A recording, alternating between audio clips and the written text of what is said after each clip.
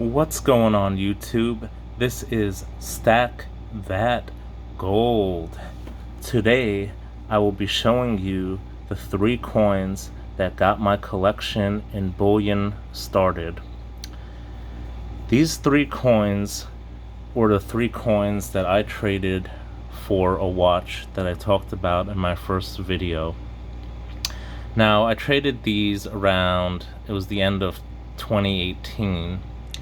And at the time, these were probably worth maybe, I'd like to say, around 3 grand, maybe a little less, maybe a little more.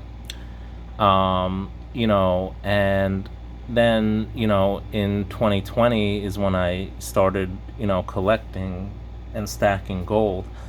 Now, these particular coins happen to be what's called Pre-1933 American gold. Basically, after 1933, the U.S. stopped producing gold coins due to Roosevelt's executive order banning the ownership of more than $100 in gold bullion.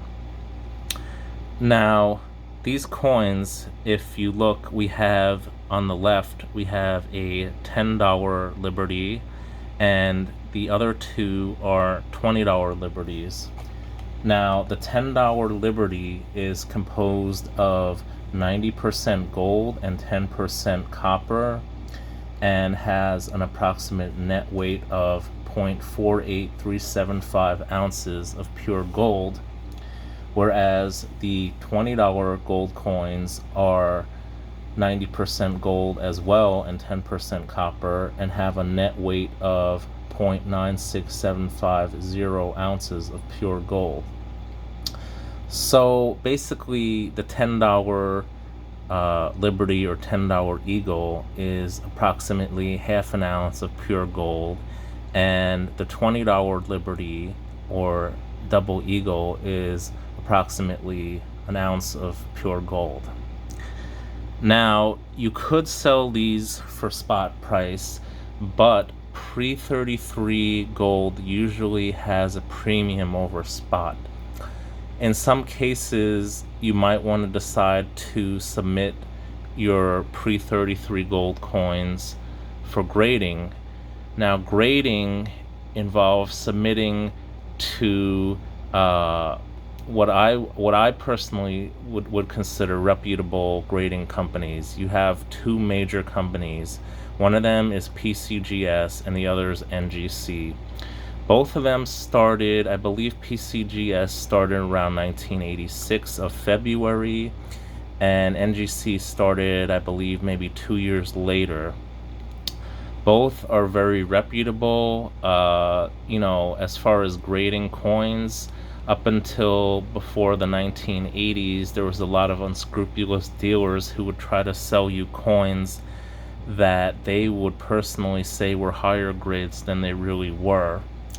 So what the grading companies did around this time in the mid to late 80s was brought some type of stability to grading.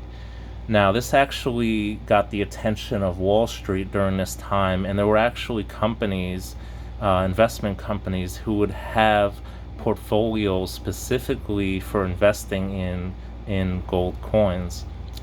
Now, in 1987 there was a stock market crash, and in the 87, 88, around this time was when the market for these was pretty much at the peak and kind of dissipated. There were a lot of factors involved with that. I'm not going to go into that right now, but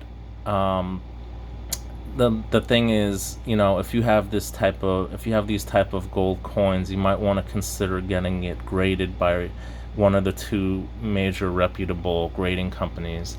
There are other companies that are out there that are not as reputable. I won't name them in this video. You can do your own research on that. But as far as reselling a coin for more than its face value, or to have it graded to potentially bring you a higher price when you go to sell it, to, let's say, a professional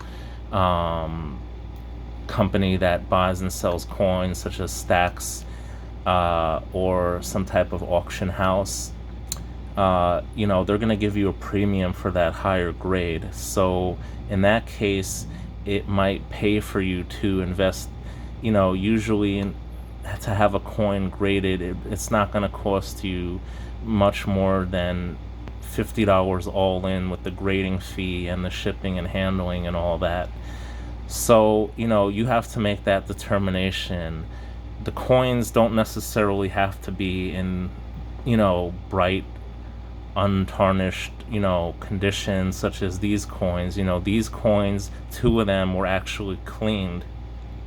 Now, I'm going to be going into a video later on about how to determine if a coin has been cleaned or not.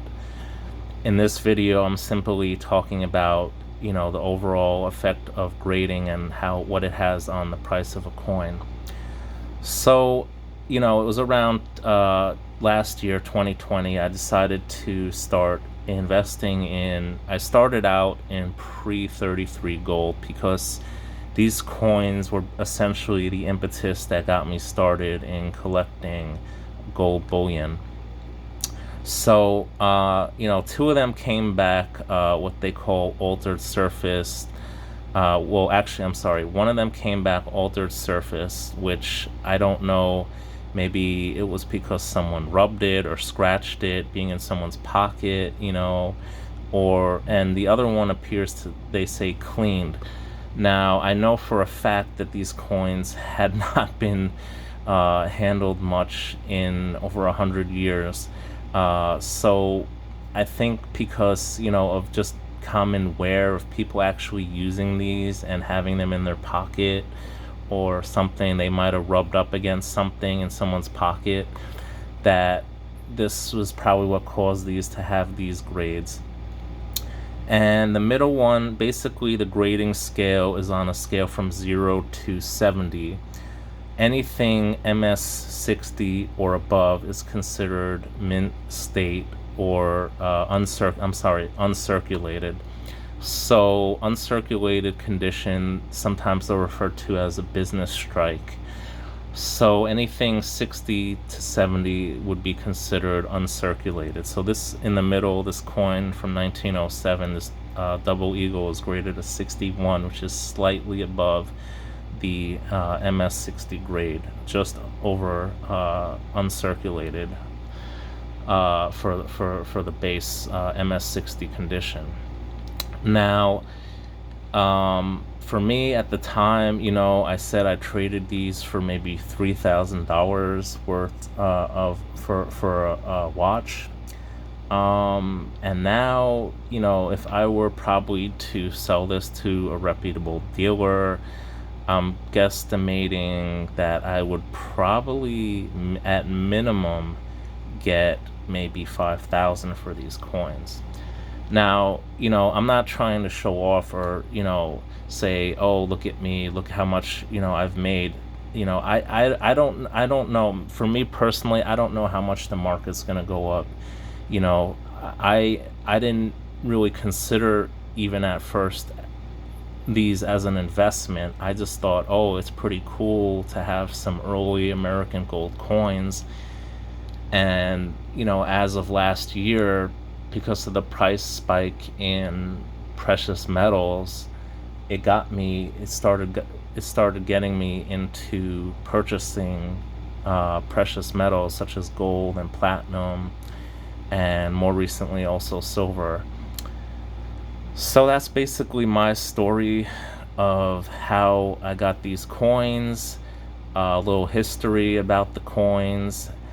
And if you'd like to know more about them, feel free to like and subscribe, reach out to me. And that's it for now. In my next video, I'm going to be talking a little bit more about pre-1933 gold coins and how you can start purchasing your own gold coins and other strategies that you need when purchasing the coins. That's it for now. Take care.